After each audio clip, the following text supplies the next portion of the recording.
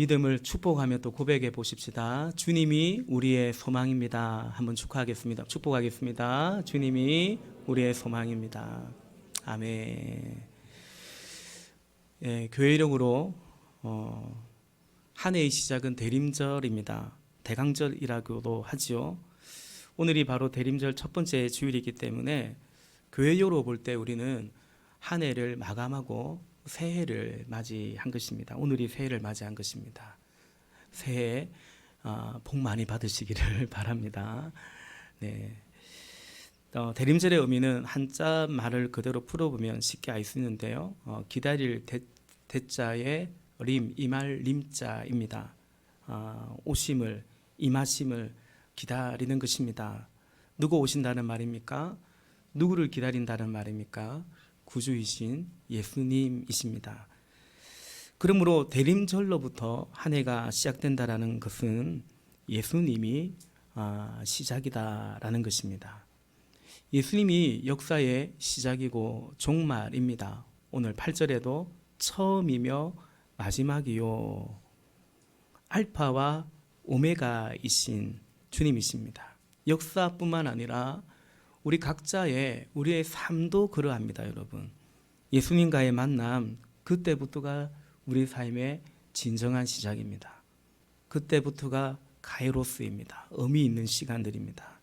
삶의 이유와 의미를 알고 살아가기 시작한 것은 바로 우리 주님이 우리의 삶에 찾아오신 그날부터입니다. 교회는, 그리스도인은 소망의 사람이고 기다림의 사람들입니다. 여러분, 이건 어떤 전제를 내포하고 있는데요. 이 전제를 깔고 있습니다. 그러니까 우리가 어떤 것을 소망한다, 기다린다라는 것은 뭐예요? 지금 뭔가 또 어떻게 살고 있는데, 그런데 지금보다 그게 더 좋다라는 겁니다. 그러니까 소망이죠. 그러니까 기다리고 있는 것입니다. 어쩌면 더 정확하게 말하면 단순히 더 좋다라는 그 정도의 계제가 아니라 이 소망이 없다면, 그 소망이 없다면 지금 이렇게 살 수가 없고 또 이렇게 살아갈 이유도 없다라는 것입니다. 여러분, 그렇습니다. 그리스도인은 소망과 기다림의 사람들인데요. 그 소망을 믿기 때문에 지금 여기에서는 그 소망이 이유가 되는 삶을 살아갑니다. 그래서 그리스도인은 때로는 고난 가운데 살아갑니다. 소망 때문에 받는 고난입니다. 그러니까 그 소망이 없다면 견딜 수 없는 고난이요, 그리고 받을 필요도 없는 고난이기도 합니다. 그래서 여러분, 그리스도인에게서 이것은 그리스도인의 표제요, 징표요, 흔적이라고 할 수 있습니다. 사도 바울은 내 삶에, 내 몸에 그리스도의 흔적이 있다. 그건 그리스도 때문에 받은 고난의 흔적이었던 거죠. 여러분, 그리스도인의 정체성은 소망과 고난이라고도 말할 수 있습니다. 초대교회로부터 시작해서 정말 예수 그리스도를 따르고자 한다는 그 소망 가운데 살아간 사람들은 이 소망과 고난이라는 표제 속에, 흔적 속에 거했습니다. 소망 때문에 이 땅을 그 소망의 기인에서 살아가는 것이고, 그것은 주님 때문에, 복음 때문에 고난을 받는 삶이었고, 결국 그 속에서 소망하며 인내하는 삶이었다라는 것입니다. 대림절을 맞아서 우리 함께 우리가 이 질문 속에 서 볼 수 있기를 바랍니다. 나의 소망과 나의 고난, 나의 인내는 무엇인가? 무엇 때문인가? 라는 것이죠. 우리가 오늘 요한계시록을 보는데요. 요한계시록 2장과 3장에는 이제 지금으로는 이제 터키, 요즘은 이제 국명을 바뀌어가지고 티르키예라고 하죠. 아시아 지역에 있는 그 지금의 이제 그 티르키예 지역에 있는 7교회에 대해서 주님이 말씀하십니다. 이 7교회는 당시 역사적으로 존재했던 교회들이었습니다. 지금도 그 유적이 흔적이 남아 있죠. 근데 한편으로는 요한계시록이라는 예언서에 기록된 것과 같이 종말의 때에 이 땅의 교회들의 모습일 거라고 또 보는 것입니다. 그 가운데 오늘 우리가 살펴보는 교회는 스무나 교회입니다. 오늘 대림절 아침에 우리는 이 스무나 교회를 같이 보고자 합니다. 스무나 교회는 스무나라는 도시에 있는 교회, 당시의 교회는 가정교회입니다. 스무나라는 도시에 있는 여러 가정교회에 모여 있는, 그리고 그들이 모이면 이제 연합교회가 되는 스무나에 있는 교회, 다시 말하면 스무나에서 살아가고 있던 그리스도인이라고 말할 수 있는 것입니다. 교회는 그 시대에, 그 지역에, 그 도시 가운데 세상 속에 존재하고 있는 것이죠. 따라서 우리가 스무나 교회를 보기 위해서는 스무나라는 도시는 어떤 도시인가, 당시에 스무나는 어떤 지역이었던가 좀 보고자 하는데, 우리 PPT 한번 보여주시겠어요? 스무나는 항제 숭배가, 스무나 교회가 아니고요, 스무나는 항제 숭배가 최초로 시작된 곳입니다. 그래서 로마 항실에 충성했던 곳이고요, 로마 항실은 아주 총애했던 도시라고 볼 수 있겠죠. 신전이 세워졌습니다. 또 화려한 건물들이 계속 세워졌습니다.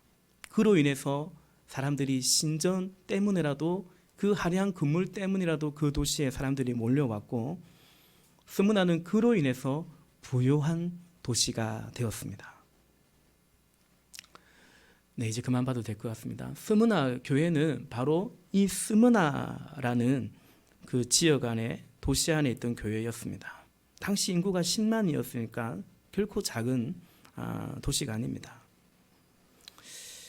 그 스무나에 있는 스무나 교회는 어떤 교회였는가? 오늘 본문은 뭐라고 말합니까? 우리 8절과 9절을 같이 한번 다시 읽어보겠습니다. 8절 9절 시작.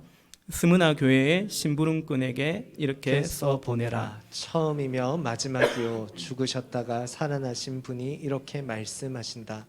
나는 내가 당한 환난과 궁핍을 알고 있다. 그런데 사실 너는 부요하다. 또 자칭 유대 사람이라는 자들에게서 네가 비방을 당하고 있는 것도 나는 알고 있다. 그러나 사실 그들은 유대 사람이 아니라 사탄의 무리다. 아멘. 스무나 교회는 환난 속에, 또 비방 속에 처해져 있었습니다. 그리고 그 환난의 실체는, 그리고 그렇게 비방을 받았던 핵심적인 실제적인 이유는 뭐냐? 궁핍이었습니다. 여기서 궁핍이라는 것은 여러분, 그냥 부자가 아니다, 집에 사는데 그래서 좀 좁은 집에 산다, 자동차를 타고 다니는데 좀 낡고 오래된 차를 타고 다닌다, 소고기를 먹는데 한우를 먹지 못하고 수입을 먹고 있다, 그런 차원이 아니라 극심한 가난과 굶주림, 그로 인한 고통을 말하는 것입니다. 자신만 배고픈 것이 아니라 내 품에 있는 아이도 먹지 못하는 것입니다.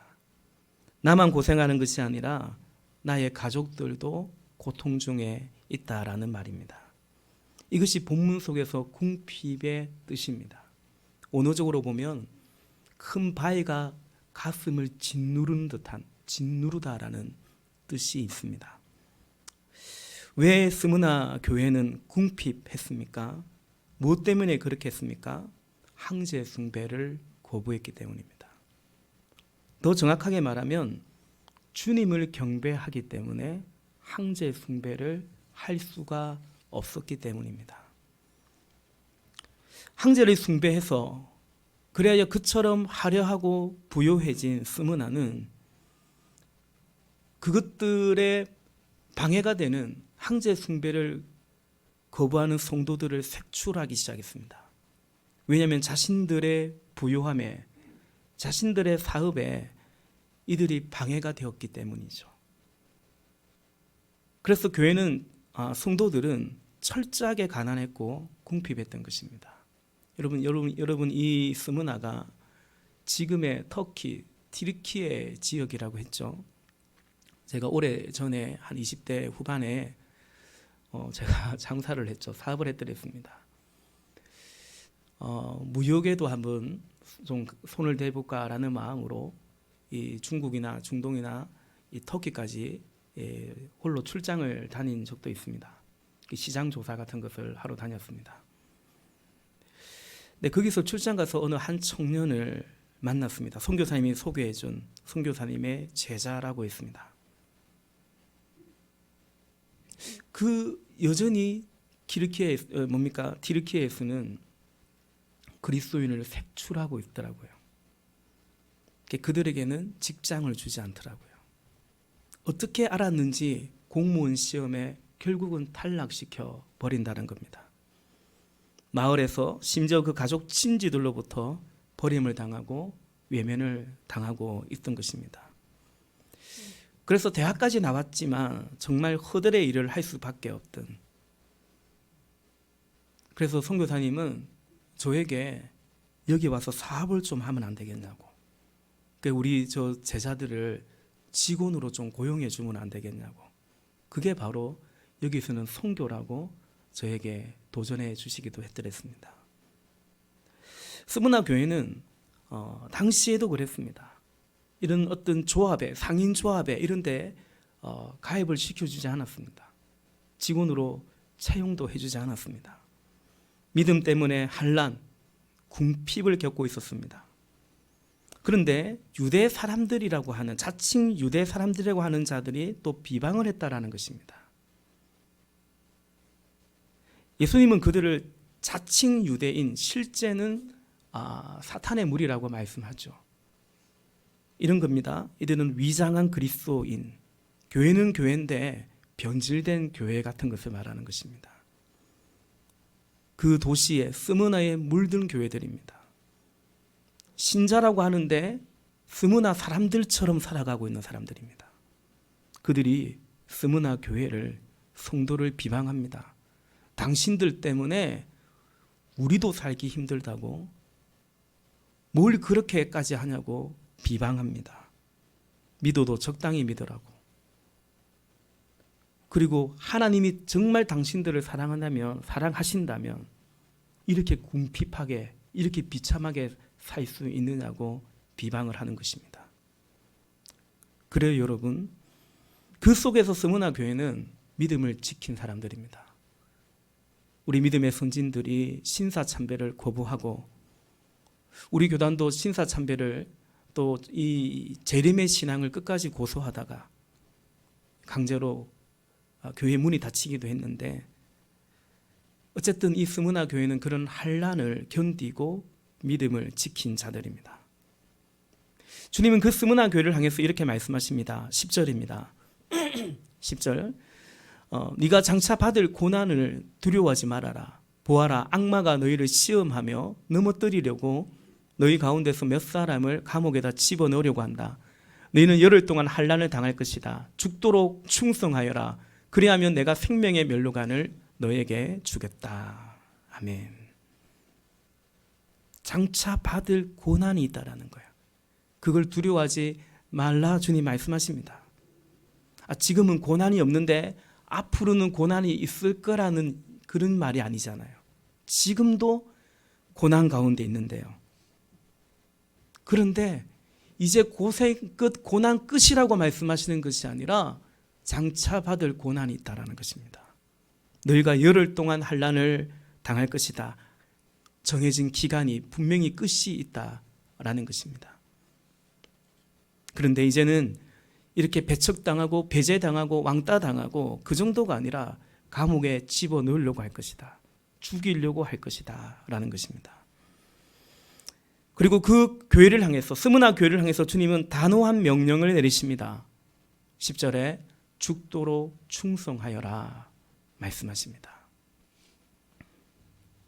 우리가 잘 아는 초대 교부 중에 폴리캅이라는 사람이 있습니다. 여러분 아마 한두 번 정도 들어보셨을 것입니다. 그림으로는, 교회의 전승으로는 이 폴리캅이 이분입니다. 이 폴리캅이 순교했는데요, 바로 스무나 교회의 감독입니다. 이 폴리카프는 원형 경기장에서 맹수의 먹이로 구경거리로 죽이려고 했는데 폴리카프이 전혀 두려워하지 않는 겁니다. 이렇게 말합니다. 맹수들을 부르시오. 우리는 악한 것을 받아들이기에 선한 것을 회개하는 그런 일에 익숙하지 못하오. 그리고 악한 세상에서 의로운 세상으로 들어가는 것이 내게는 참 좋은 일이요 라고 말합니다. 그리스도를 부인하라, 항제를 시인하라고 말할 때 하나님 주님께서 86년 동안 그가 86세에 순교하셨는데요. 나를 한 번도 배신한 적이 없다.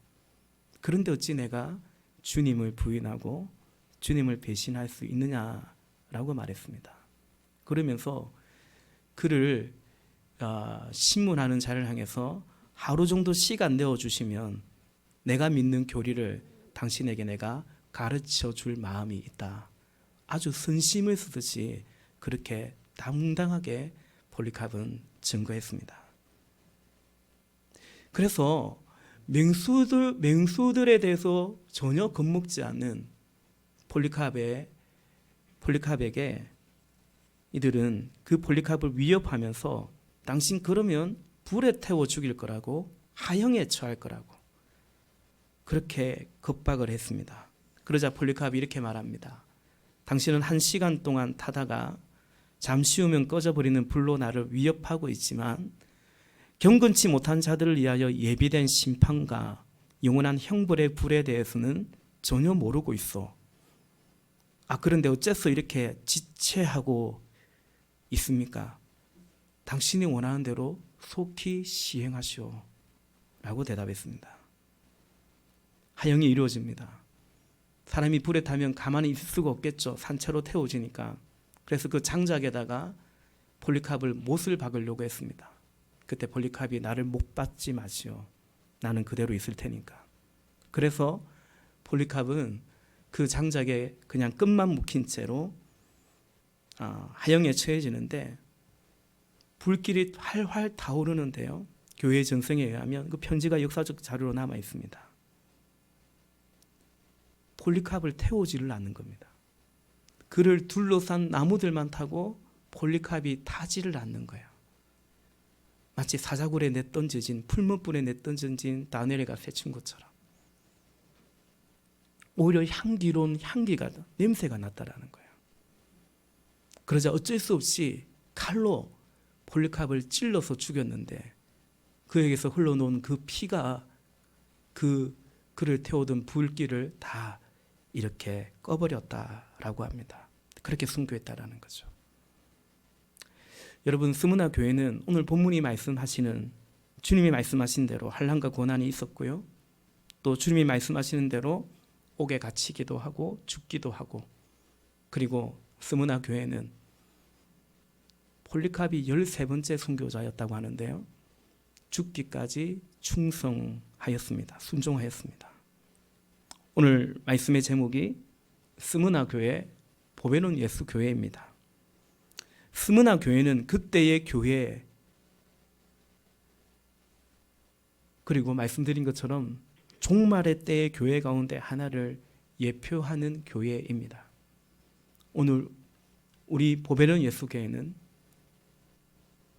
스무나 교회가 될 수도 있고, 또 요한계시록 2장과 3장에 나오는 예수님께 책망을 받았던 또 다른 교회도 될 수 있다라는 거죠. 스무나 교회는 주님이 인정하고 칭찬한 교회입니다. 그러나 스무나 교회는 당시에도 외면을 당한 교회입니다. 사람들은 좋아하지 않는, 원하지 않는 교회였습니다. 지금은 어떨까요? 지금도 여러분 마찬가지입니다. 주님이 원하시는 교회가 있고 또한 사람들이 원하는 교회가 있습니다. 주님이 원하시는 교회는 스무나 교회였습니다. 7교회 중에 스무나 교회와 빌라델비아 교회가 그랬습니다.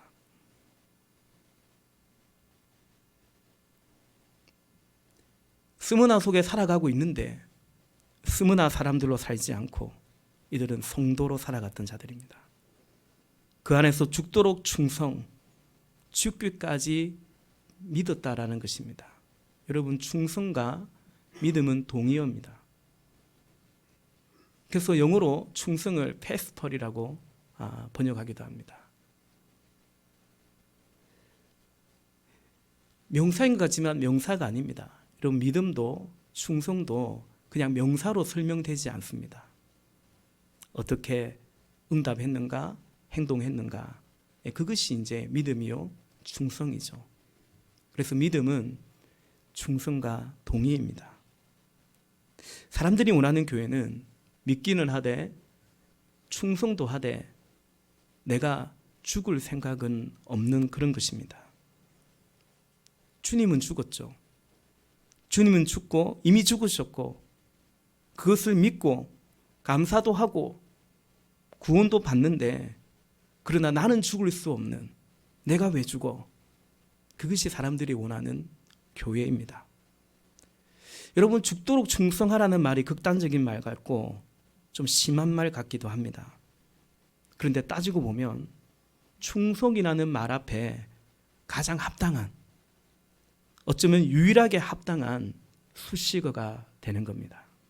가령 여러분 대충 충성하라, 적당히 충성하라, 살 만큼만 충성하라, 충성이라는 말 앞에 그런 표현들이 사실은 어울리지 않는 거죠. 군인들이 왜 충성이라고 격려를 하겠습니까? 군인은 죽자 살자로 싸워야 되기 때문에 죽기를 두려워하고 죽기를 고부하면 결국 충성할 수 없기 때문에 충성이라는 말 앞에는 사실은 죽도록 충성하라는 말이 제일 어울리는 말이고 유일하게 어울리는 말이라고도 할 수 있습니다. 여러분 가장 위험한 충성은 뭐냐면 살아있는 충성입니다. 가짜 충성이죠. 충성하는 것 같은데 충성이 아니요.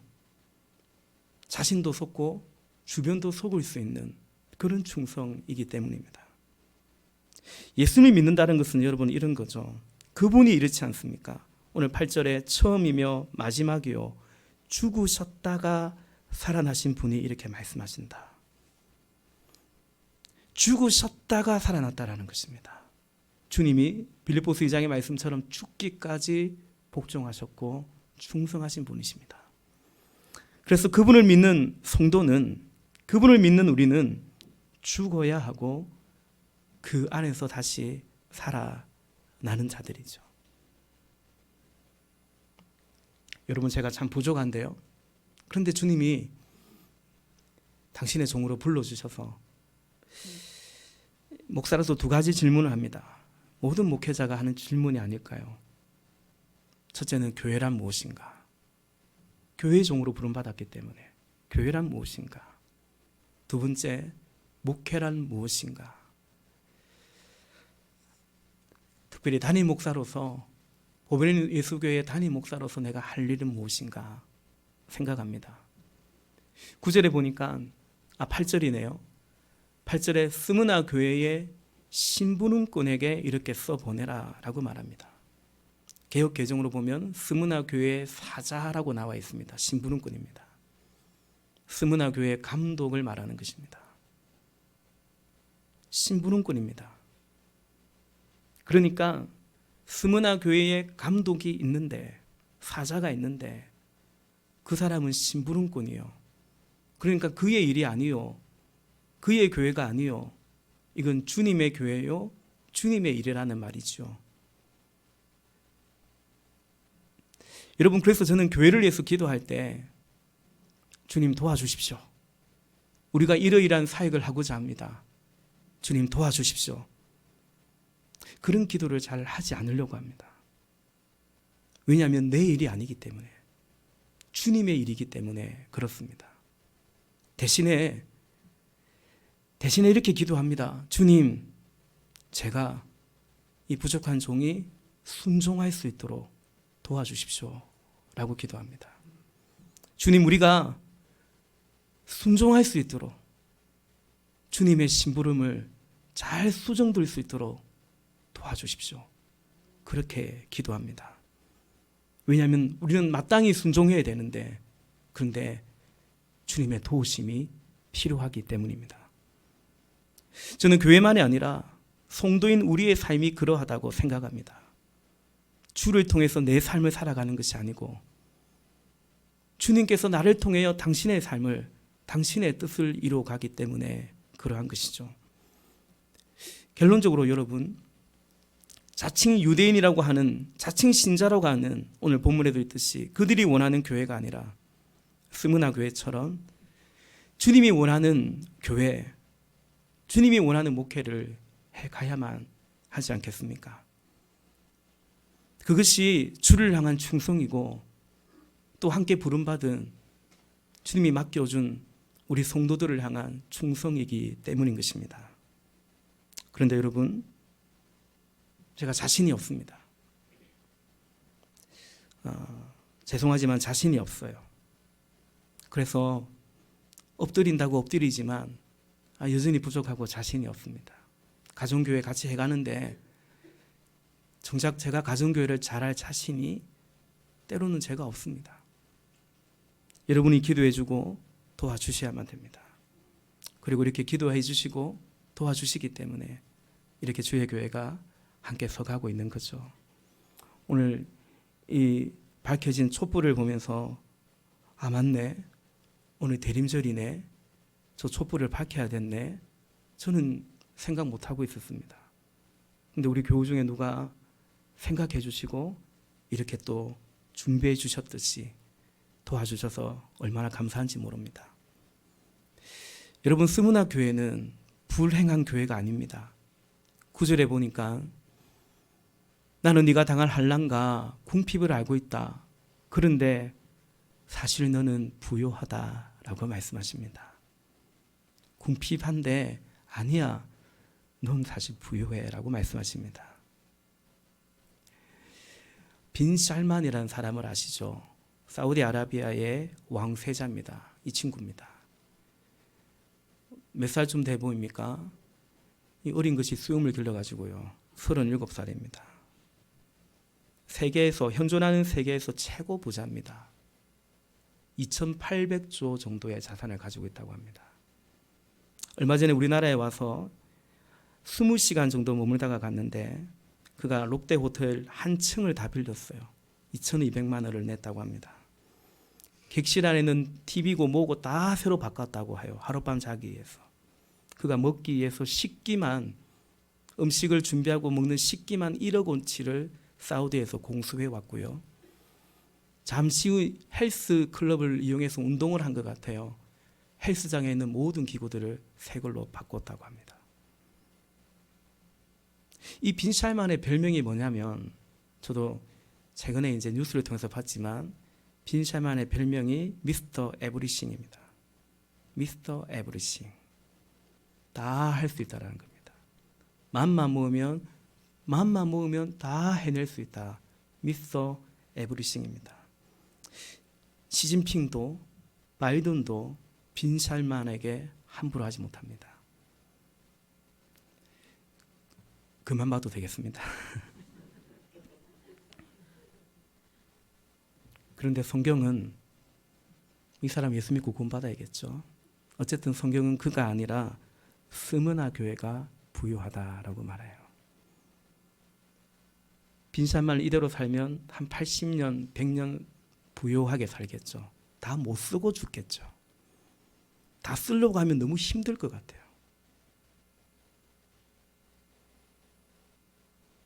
그러나 스무나 교회는 영원한 나라에서 세상 부귀와 비할 데 없는 영화를 누리기 때문에 실상은 부유하다라고 주님 말씀하십니다. 아멘이십니까? 주님은 스무나 교회에게 죽도록 충성하라고 하시면서 10절에 그래하면 내가 생명의 멸류관을 너에게 주겠다라고 하십니다. 그래서 스무나 교회는 불행하지 않습니다. 복된 교회입니다. 우리 마지막으로 11절 말씀 같이 읽겠습니다.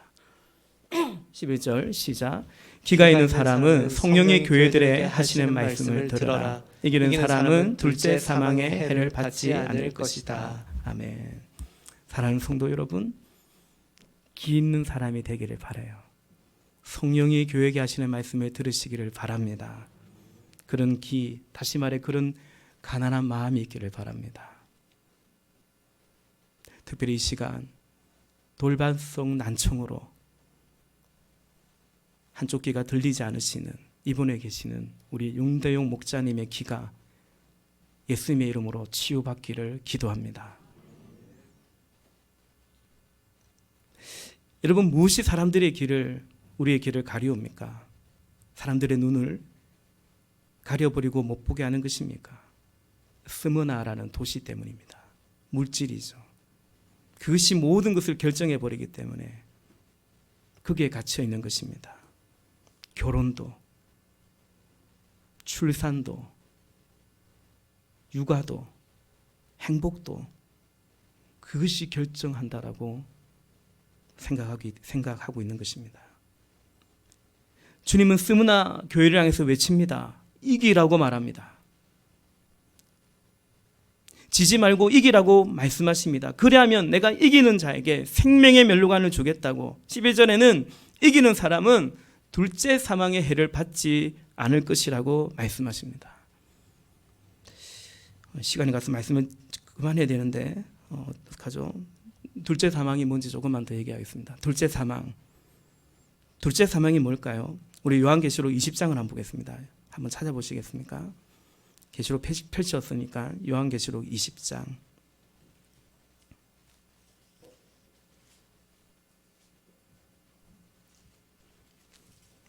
11절부터 15절까지 보겠습니다. 요한계시록 20장 11절부터 15절까지 제가 읽으면서 좀 설명하겠습니다. 나는 크고 흰 보좌와 요한이 본 겁니다. 보여주신 것입니다. 크고 흰 보좌와 거기 앉으신 분을 보았습니다. 예수님입니다. 땅과 하늘이 그 앞에서 사라지고 그 자리에마저 찾아볼 수가 없습니다.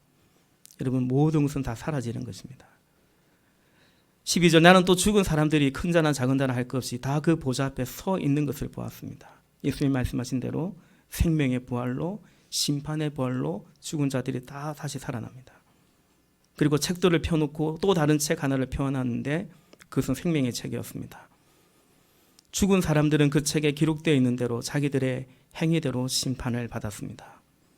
바다가 그 속에 있는 죽은 사람들을 내놓고 사망과 지옥도 그 속에 있는 죽은 사람들을 내놓았습니다. 그들은 각각 자기들의 행위대로 심판을 받았습니다. 그리고 사망과 지옥이 불바다에 던져졌습니다. 이 불바다가 둘째 사망입니다. 불못이라고도 하죠. 이 생명책에 기록되지 있지 않은 사람은 누구나 다 이 불바다의 둘째 사망에 던져졌다라는 것입니다. 여러분, 자기들의 행위대로 심판을 받았다고 말하는데 그 행위가 뭡니까? 믿음입니다. 믿음과 행위는 반대말이 아닙니다, 여러분. 바울이 율법 구원을 주장하는 자들을 향해서 믿음의 칭의를 강조한 것이지만 믿음의 본질 자체가 말씀드린 것처럼 행위가 동반되는 것입니다. 소망도 사랑도 다 마찬가지입니다. 고백의 믿음이 아니라 말과 혀로만 살아가는 것이 사랑이 아니라 믿기 때문에 어떻게 사느냐? 행위입니다. 인내하는 거죠. 행함과 진실함으로 사랑하는 거죠. 주님 다시 오시면 그 심판에 있는데 다 그 보좌 앞에 서게 된다는 것입니다. 옛날 우리 어른들은 이걸 백보자 심판이라고 했습니다. 그때 불바다에 던져지는 자가 있습니다. 둘째 사망입니다. 여러분, 우린 다 한 번은 죽어야 됩니다. 죽습니다. 그리스도 안에서 영적으로 죽어야 되고 육신의 생명도 죽음이 올 것입니다. 주님이 다시 오시면 그전에 오시면 괜찮겠지만 그리고 죽음을 너무 두려워하지 말고